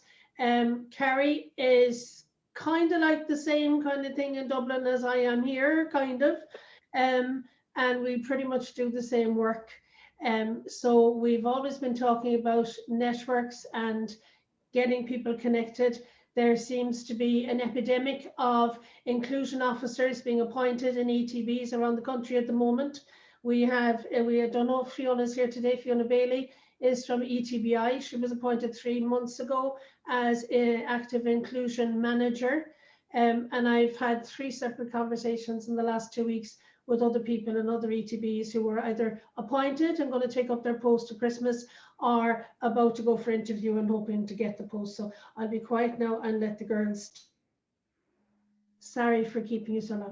Oh, that's okay. Thanks so much, Carol. So yeah, I suppose I kind of have taken on being very, very included and quite active in the area of inclusion in our own ETB.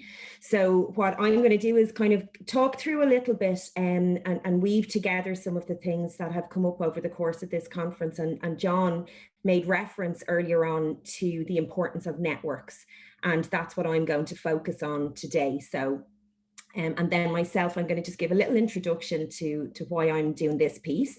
And then myself and my friend, my critical friend and my colleague Denise are going to have a little bit of a chat about inclusion.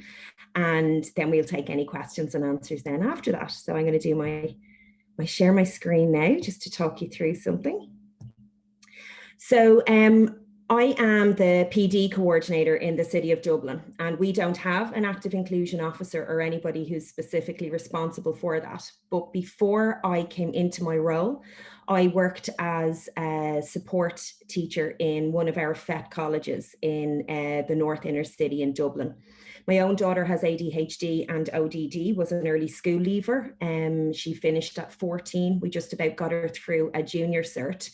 And then she went on and she very successfully was excluded from 2 youth reaches, which I'm told is quite an achievement in itself.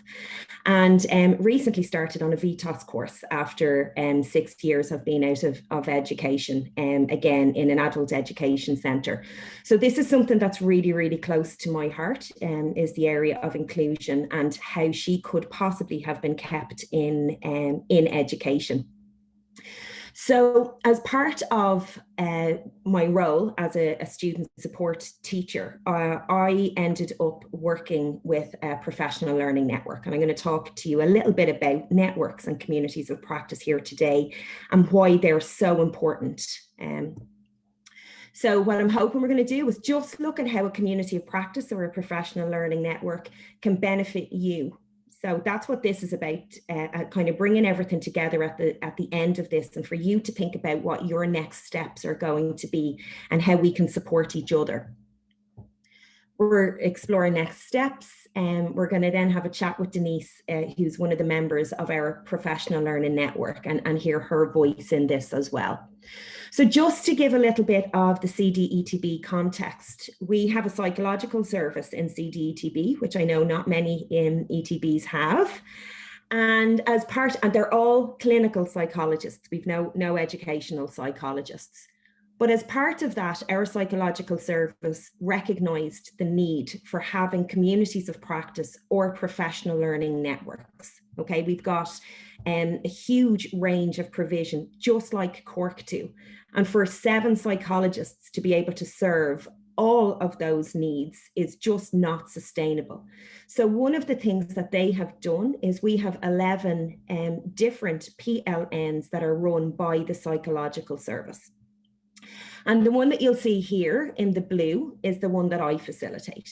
So because I do have a background in psychology, but I am, and I'm a qualified special ed teacher. I hate the term special education, but that's the official term. So I'm a qualified special ed teacher. And I was approached by the psychological service to facilitate this particular PLN. So for all of our FET colleges, we have this network that come together with whatever teachers are working in the area of support, and we meet monthly. So up until this year, it was in a face-to-face. It was really, really difficult. Some months we only had 2 people come. Some months we might have had 10 people. It depended on release and if people got the time. And anybody who has driven through Dublin, it depended on the location. So what might have been 2 kilometres away could have taken you 40 minutes to be able to get to. So this year we have moved all online, and the participation, the attendance and the engagement has been absolutely excellent. So just to know a little bit about, I suppose, what the idea of a professional learning network or a community of practice is, and how we can kind of build on our own professional learning. So it's anything that builds on our expertise. So it's bringing teachers or professionals together, and we use the expertise in the group to learn. Okay, and it's that professional learning that improves our practice. The context that you're in is really important, and we'll speak a little bit about that. It's about developing, looking at our autonomy, how we learn together, so that's social constructivist learning, and the situated experience. So the experiences, so if you're involved in FET, that's your situated experience that you're involved in. And how these 3 come together and how they can empower us to be able to make a change. And the one thing we've learned this year is that change is constant. Okay, and we know we're getting an increasingly diverse group of learners. And we also know how difficult it has now become in a blended or a hybrid environment to be able to keep those learners involved. So this has come from Dr. Fiona King and Emer Holland, who've done a huge amount of work about communities of practice. And the whole idea is that in a PLN, you critically evaluate everything that you're doing. So putting together a community of practice involves these 3 things, right? So it's your domain, it's the practice, and it's the development of a community. So your domain is the area that you're really, really focused around. It's your collective identity, it's your shared enterprise, it's the thing that you all learn about. So for us, that's student support in the FET college. That's our domain. It's the thing that we focus on. The practice piece then is about how do you work together to impact on your practice? So how does that that interplay between all of you coming together, how do you come up with new ways of learning? How do you talk to each other about what it is that you're doing? And how does that inspire you to develop new knowledge from bringing people together? And then finally, you've got the sense of community, which Denise will speak a little bit more to. And that's what you develop as a group of people. So if we want to build a community, again, it's about this diversity, right? So bringing together people who have different ideas, but it also builds our own professional identity. It makes us more confident. It means that we see things from different perspectives that maybe we didn't think of or see previously. We've come together across all of these different PLC colleges or FET colleges that are usually in competition with each other for places, but we're coming together to support each other so that we can support our learners. And it's about that idea of making connections. So connections between your professional learning, the learning that's happening, and what we can do to connect our students as well.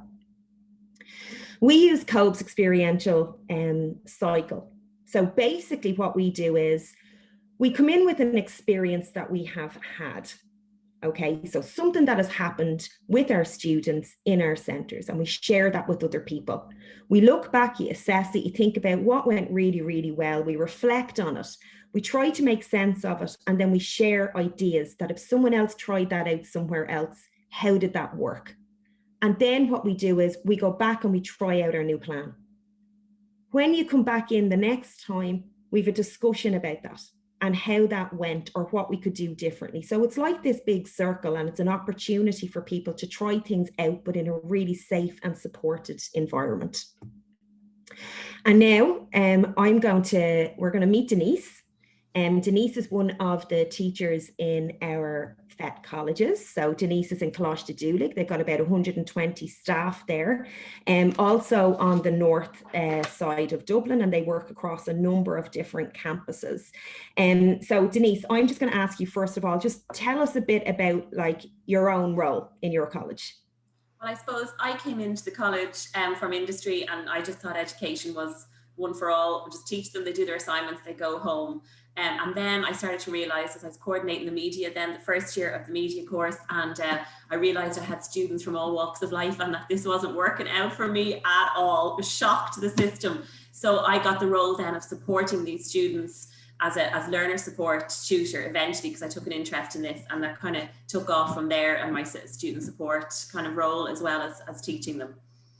Okay, so you've got no formal background, or you've never done any training or anything in this area. Okay, so can you tell me then, so you kind of started in the network about in last year. Yeah, at the beginning of last year, it was something that you did. So can you tell me a little bit about maybe what the benefits have been for you professionally from being part of a network or a community of practice?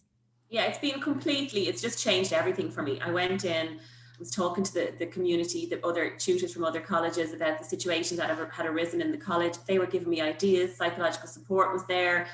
It just changed everything. It made me totally approach how I taught my students and how I worked with learner support totally differently. I always just thought I'd go in, I'd upskill in my own skill, my subject areas. I didn't realize that upskilling meant making you a better teacher, including students, developing them, getting the best out of them. It suddenly just dawned on me by being part of the PLN. It dawned on me that I could do so much more for these students, and that what was the point in upskilling if you couldn't get your message across? And it really taught me that, and I learned about how to deal with dyslexic students, ASD. I didn't even really know what some of these things were, and I learned all this through attending the PLN meetings.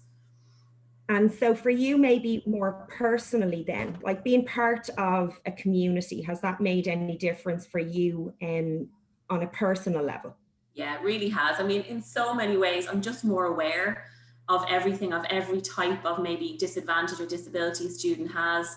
I brought it into my personal life. I bring it back to the college, to my course meetings. I discuss the students now like I never would before, about are we actually getting the right, are we getting enough from this student? It's changed everything about how I look at education, really, professionally and personally. Have there been challenges? Oh, listen, it's public sector. There's a lot of challenges around, you know, yeah, definitely. I mean, you know, you have to work with the resources, but again, I always thought you'd need to pump loads of money into this, and, you know, it would cost, but actually there's little things you can do along the way. It's been challenging kind of getting that over the line, trying to get people to buy in, you know, everybody on board, definitely, but it's a work in progress.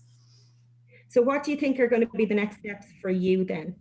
Well, I'm totally involved in all of this now. Like, I've applied for the graduate diploma in DCU for the inclusive education. So I'm looking forward to doing that next year. And I just submitted my UDL badge report and facilitators report. So I'm so proud of myself. I see Elena Farrell down there. Thanks very much for your videos. So I really, and again, that's just changed. That was a game changer for me as well. I mean, it's totally changed how I teach, how I accept assignments, everything. So between the PLN and the UDL badge and my whole approach, I've just done a total 360 degree turnaround in how I approach education. That's listen, Denise, thanks very much for that. And I suppose from us, myself and Carol, this is for us, this is our call to action. And so what we would like to do from this is that, number one, we would love to see more ETBs, more colleges, more centres use communities of practice, not in a tokenistic way, but in a way that where you are really thinking about the domain that you're going to work in, and bringing together a few like-minded people, because it's that passion that drives the community. And makes you think about things a little bit differently. And it's not easy, because when you're part of a community of practice and you feel really strongly about something, sometimes when you go back to your own centre and maybe that's not there, that can be a real challenge for you personally about how can you bring about that change. But we would like to have, apart from people going out and saying, okay, how can we do this in our own context, we would love to see people coming together nationally, who are really, really interested in this space and want to develop conversations nationally. So yes, we want you to do things locally, and that's perfect. That's brilliant, because you can impact them hugely in your own areas. But if you're somebody, or you know of somebody, maybe another active inclusion officer or your PD coordinator, or somebody who's a real leader in this area, they don't have to have a title, and they want to be part of something bigger, we're going to start grassroots and just do this and put it out there and see where it goes. We've got the team site ready to go, don't we, Carol? Women power, that's what I say, Carrie. Yeah. Get the lads in too now, Carol. But Oh yes, we're not going to be pushing them out. No bother. It's just that us two women, you know, we're like two people. We're dogs with bones, and we want this to happen. So, and that's something I would have to say. Liz Moynihan mentioned it about 2 weeks ago. Even with their active inclusion network, you know, some of the colleges in Cork, there's savage competition between them, because we're running very similar courses, and geographically the three city colleges, the three really big ones, are very close to each other. But our group, the network that we have, it was even commented by several of us, particularly Susan Holland, who isn't with us today, and she just not joined in today, is what I mean. There was never any rivalry in our group. We are all completely, utterly, and entirely supportive of everyone in every possible way, which was absolutely lovely as networks or groups of people from the different colleges. There was none of the other rubbish, you know, involved. It was really, really lovely. So yeah, we have a Teams group ready to go, courtesy of Connell, in our technology section here in the ETB, and we'd be delighted. I put both of our email addresses up there, Carrie, in the chat, so that people can get in contact with whoever they like. Brilliant. From there. And kind of based on that, Carol, I just want to say nationally, thank you so much to Cork for opening something like this up to everybody. I think that's been one of the huge values of moving online, is that we can do things to collaborate and to communicate. And we all know that, you know, we can also have competition between ETBs. So it's really nice to see us all come together. And we're nothing better than sharing these experiences and building on that for the betterment of our students. So thank you. And welcome. You're so welcome. And as I say, I keep saying it to him, and John says, Carol, be quiet, be quiet. But none of this would happen, only that John Fitzgibbon said yes. And I know he's our education officer and everything else, but he doesn't have to say yes to everything. And on that note, I'll finish with a couple of sentences and say, you know, we don't have clinical psychologists. We don't even have an educational psychologist, but educational psychology is a thing I'm savagely interested in. So a couple of years ago, hence our visitor here from, what is her name? Nirmala from Dubai. I know how she got in here. She got in through a link through Facebook, through a closed group called the Inclusive Staff Room. A couple of years ago, I got training courtesy of Nuala Glanton, who is in the audience here, and she's been coordinator of Youth Reach for a number of years. She got us DAST and R2 training. She got an educational psychologist. He came down from the Dyslexia Association of Ireland and he trained us in the DAST and the R2. I came alive when I started that training and I wanted more and more and more, until one day I had got on to John Fitzgibbon's about 20,000 times, and he said, okay, Carol, you can have money to go to Belfast and do some training. And the training is called the CSET, the Certificate of Competence in Educational Testing. It's something that teachers in the north of Ireland need and teachers all over Britain need, and in Dubai they have it, and in other places around the world. We don't have that middle layer between school teachers doing assessments and educational psychologists in this country. Dare I say, we don't have it yet, okay? Because Rebecca Good, who is from the National Assessment Agency, better known as AIRM, who run them, and her sister, Kate James, who are both educational psychologists. Their dad was a clinical psychologist, a famous clinical psychologist. They have a business running out of Harold's Cross in Dublin. You'll be delighted to hear that, Carrie and Denise. And they have trained me. I couldn't go beyond them. They're absolutely amazing. We are now training people. We're going to be training people in the CSET as well. They've provided training for us. We've trained 50 teachers in this term, and from national schools, secondary schools, and 38 of those 50 are in FET centres, and they're trained on a test called the Woodcock-Johnson. Rebecca Good was one of the people who was on this committee that normed this test, which was revised a few years ago to be normed for the Irish population and the British population. It's DARE compliant, it's race compliant, it assesses reading, writing, spelling and maths, and it does so for people aged 4 to age 90. So that's Rebecca Good, AIRM, E-FA, I-R-I-M is all you have to Google. And tell Rebecca, Carol, you heard Carol, Rebecca's registered even here today. I don't know whether she's here or not, but she wanted to get the assistive technology that Deirdre was offering. And she put the Facebook link up for the people in the inclusive staff room. So we have 50 teachers now trained in the Woodcock-Johnson. We have them also trained, courtesy of Rebecca, in professional standards in assessments and doing assessments for learners, because our FET learners don't have the money to go to an educational psychologist, and a whole lot of our older FET learners never even knew anything about any of these assessments, and a lot of them really need it. So we do on-site assessments now for reading, writing, spelling and maths.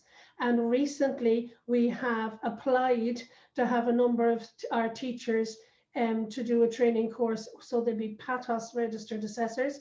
But because we don't have any PATHOS registration in Ireland, we don't have that middle layer, as I said. We have RACE, and RACE is wonderful, but it's only for Leaving Cert and Junior Cert students. So what we are doing with Rebecca and John Fitzgibbons and myself, we have a program ready to put to SOLAS, so that we're trying to get accreditation, where we've already sent it for accreditation, but once we get the accreditation for it, we're going to roll that program out as the Irish version of these English standards, or British standards, I suppose, which are international standards now. Isn't that right? Nirmal, I keep on looking to read her name in my notes here. And hopefully by 2024, which is the end of this FET strategy, we will most definitely have people on site that can do the job of an educational psychologist for dyslexia, dyscalculia, dyscalculia. Once I set all what we've got up and running up in situ, then we're going to start heading into the clinical psychologist, because we need people on site that can assess ADHD, ASD, etc., etc. And that's no mean feat. It's not an easy job. And even doing it within the parameters of the 27-ish weeks that some of our learners have with us for their life is a feat in itself. But we've made huge progress. I've gone to John millions of times this term and I've asked him for money, and he's never yet said no to me. I have to say, he's spent thousands and thousands and thousands on stuff. Even as late as yesterday, he's put more money again into more stuff. So that is all I have to say on that. You have my email address, you have Carrie's email address. Please come back to us for networks. Please let us all connect together. Yes, we'd be delighted. I'm going to run another one of these next year, and I'd be delighted if we have input from other ETBs. It doesn't have to be just a Cork thing. There's no sense in that. If we can share our ideas from around the country, but we will have to have a closing date. Like Christine Hines, if you're still there in the audience today, God bless you. You've taught me an awful lot about organising things. Ahead are going to be lost without you. But I still have your phone number, Christine. Claire Cogan, sorry, before if people disappear, Claire Cogan, this is a question for you, Ger Brennan. Claire Cogan has asked in the chat there, can you tell her something about, maybe you can voice it or text her or email her or whatever. She wants to know about applying for funding for European projects. I just saw that. That's a very big question. Funding, as far as we know at the moment, the next funding call will be next March. The program guide for the new program hasn't been published yet. It normally would have been out by now, but there's a little bit of a dispute apparently between the European Commission and the European Parliament about money. So it hasn't been published as yet. So at the moment, I think the next funding round will be in March. But if anybody wants to send me an email, it's just gerald.brennan@corketb.ie. That's Gerald with a G or ALD, not Gerald. So gerald.brennan@corketb.ie. And I'll always reply if you have a specific question about funding. You're in there. I just put it into the chat, Ger. Thanks a million. I hope that answered your question. Claire, Claire, Nirmala, thanks a million for coming. And if anyone has any questions, we're here for them. If not, we're 13 sleeps to Santa. I hope you've written your notes and your letters. I hope you've been good. And I hope you have a peaceful and restful Christmas. And I look forward to seeing you all here again next October, November time for a couple of sessions. Don't know that they'll be on Sundays, mind you, but I'd say maybe evenings during the week or something like that. I don't know. We'll make it up. We'll find a solution that will work for most people. In the Ahead are running a conference on the 21st and 22nd of January, all about the power of disability. I'm sure you can get onto the Ahead site and check that one out. And the Ahead conference is on, because I know I'm giving two presentations, one on mental health, and then Clare Limerick ETB, Cork ETB and Donegal ETB are getting together, and we're doing a combined presentation. So one is on the 23rd of April, and I think the other one is on the following week. So is that it? Did I forget anything or anyone? No, thank you so much, Faraj, for being here. Thank you so much to all my panelists. Thank you so much to Carrie. We have an awful lot of conversations in the background and to get to hear. Thank you so much to Ahead and Christine. And again, I cannot compliment Adrian DC and Connell, who are in the real background of the technological support of the Cork ETB. We wouldn't be here only for them either. So happy Christmas and namaste. Happy Christmas to you too, everyone. God bless. Thanks a million. Christmas, everyone.